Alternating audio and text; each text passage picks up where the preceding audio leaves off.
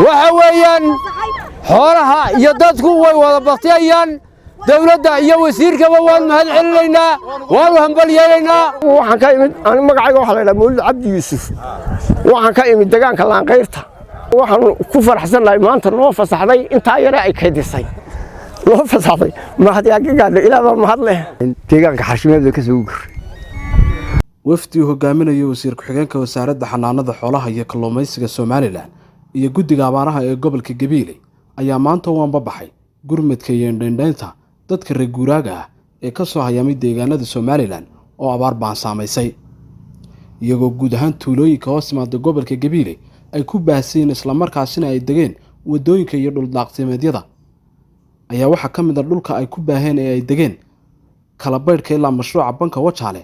isla mashruuca banka Wajaale oo ay hore wasaaradda xanaanada xooluhu u xidhay ay maanta u furtay isagoo mashruuca banka Wajaale ay ka baxeen daaq kala duwan oo maalmahan uu roob ka daayay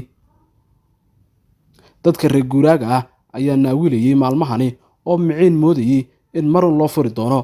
balse maanta wasiir ku-xigeenka wasaaradda xanaanada xoolaha iyo guddiga abaaruhu waxay isla qaateen in dadka loo furo reer guuraaga ah ee xoolaha badan wata iyadoo xooluhu qaarkood ay ka ruqdeen oo aanay nafbahaynin balse maanta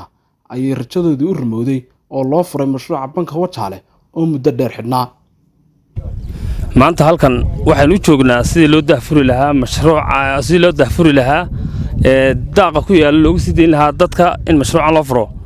alxamdulillah maanta wax la cunaba halkan ay ku taala taasina waxay ku timid dadaal iyo tacab dheer oo gelisay wasaaradda xanaanada xooluhu oo ay dadkooga u haysay maanta haddaan saa loo ilaalin oo loo tacab u gelin oo ilaalin badan u gelin maanta tacabka iyo daaqa ay laga cuneen waxaan ku dardaaranaa bulshada halkan xooluhu keenay kow in ilaaliyaan siliga lacagta iyo kharashka badan ku baxay laba in ilaaliyaan tacabka laga beeray mas'uuliyiinta halkan socota wasiir ku-xigeenka gudoomiye ku-xigeenka barsaab ku-xigeenka gudoomiyaha magaalada cad gudoomiyaha dila madaxda kale ee qaranka ciidamada mas'uuliyiinta kale telefishinada aad baan islaam markood anigoo ah maareeyaha mashruuca wasaaradda xanaanada xoolaha taranka xoolaha iyo tayeynta calafka halkan waxaan ugu soo dhaweynayaa maanta daafurkii mashruuca oo xoolaha naaxintooda lagu sameeyo laakiin maanta duruufo abaareed oo dhacay awgood ayaan halkan dadkii ugu ogolaanay in xoolihii ay yimaadaan oo wixii calafka ka soo baxay ka daaqaan waxaan kelmadan kula dardaarmanaa waxa weeyaan tacabka galay ee dhulkii laga qoday ee biqil ah iyo siliga ku xidhan inay noo daryeelaan oo ilaaliyaan waxa maanta halkan lagu dahfurayaa in waxa weeye dadka abaaraysan la garab istaago oo wixii waxa weeye wasaaradda xanaanada xooluhu mashruuca ay waxa weeye markaa ay gelisay waxa weeye tacabka fara badan la geliyay in maanta dadka abaaraysan loo sii daayo aad iyo aad baan uga mahadnaqaynaa haddaanu nahay guddiga abaaraha horta wasiir alxamdulilah rabbil caalamiin maanta wataa lagu baxsaday eed goobjooga u teed maanta furteed dadkii iyo ummadii loo ogolaaday marxalado fara badan buu mashruucan soo maray wasiir intii ugu horeysay bulshada halkan waxaan ugu caddaynaya propaganda badan baa mashruucan la gelin jiray oo la odhan jiray cid gaara iyo waxay keentay marar badan in siligan la dumiyo ka degma ahaan tiyoon mas-uuliyadda ugu badan ka ahayn degmada Wajaale waxa weeyaan waxaanu ka geysanay gacan weyn sidoo hirgeli lahaa ciidanka halkan degan waxa weeyaan baadroolkiisa iyo kharashaadkiisa waxa qabtay degmada inay Wajaale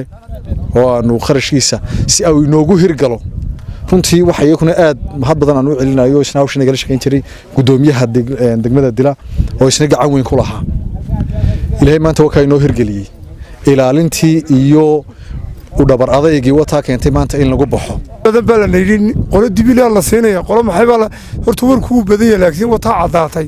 wixii dawladdu u waday ee u socotay in lagu baxsado dawladdu wax kale kuma falayna waxay dadkaaga xu qabo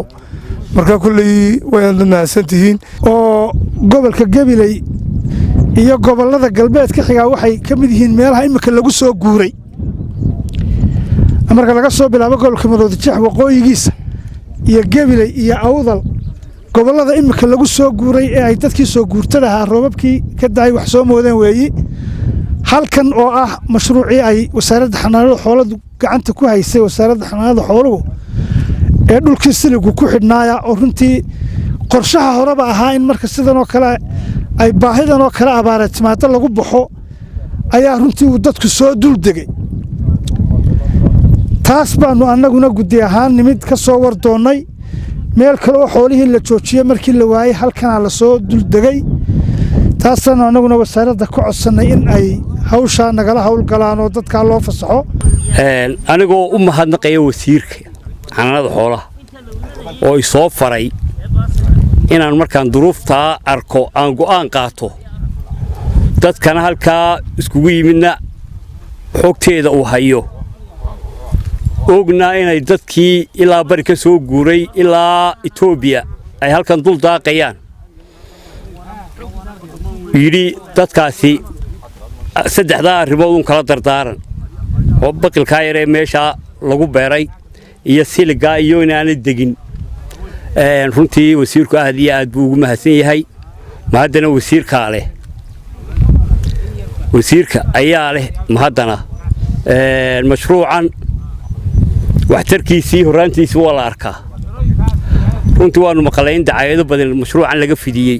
oo dhulkaa la qaadanayaa iyo sidan horta xanayba ku hadh wataa maanta bari ilaa galbeed dadkii ka soo guuray lagu badbaaday waan arkayaa xoolihii durtaba way fadhiisteen markay dhargeen gelin horeba waa Khalid Maxamed Daahir telefishinka Sam News magaalada Gabiley